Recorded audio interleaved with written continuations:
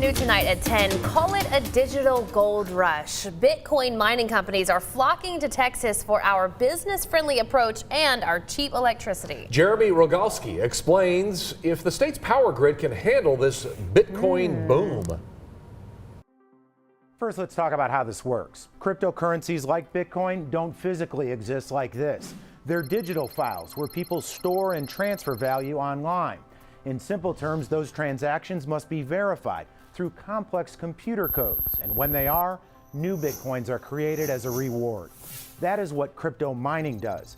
High-powered computers around the world trying to unlock the code first to cash in.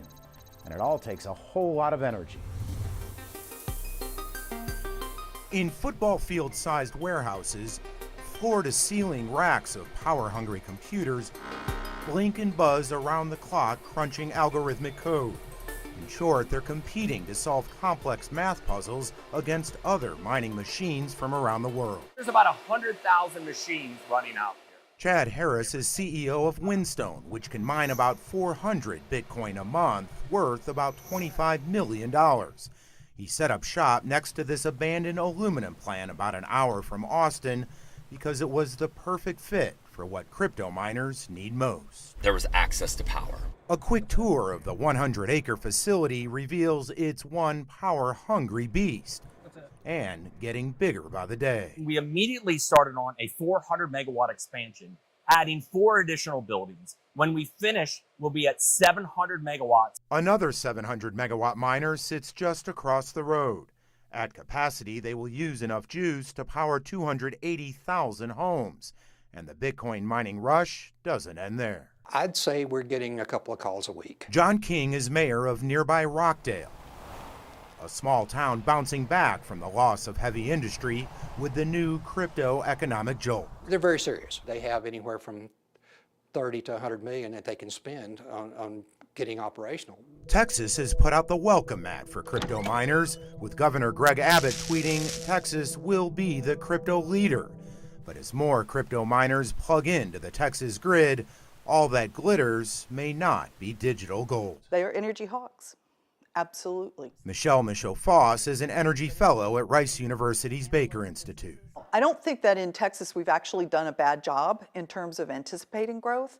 I think where we've missed is in understanding the sensitivity of the system to breakdowns. And when you've got a much larger load building at the same time, then the chance for disruptions is there. But back at Whinstone's mining facility, the company says during times of high electricity demand, We actually turn off. We turn the whole place off. shutting down, Harris says, is about being a good corporate citizen. It's part of our business plan. Our business plan is to support the grid when necessary. The other part of that business plan is getting paid to shut down. At peak demand, Whinstone can sell unused power back to the grid for more than what it paid. The question is, will other crypto miners follow, or will they keep the computers running to cash in on more Bitcoin? Do you fear any bad actors out there?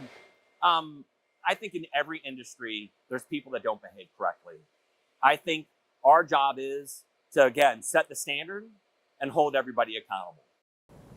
Do you have questions? I have questions. So many questions, right? All right, and we cannot get to those questions. However, we will tell you that all of this is on the radar of ERCOT, which, as you know, operates the power grid for most of Texas. Yeah, now a spokesperson for ERCOT says they're monitoring crypto mining developments and evaluating the potential impacts on the grid. I feel like if we're playing Monopoly, someone needs to explain to me where is go, because I feel like I've started on Park Place.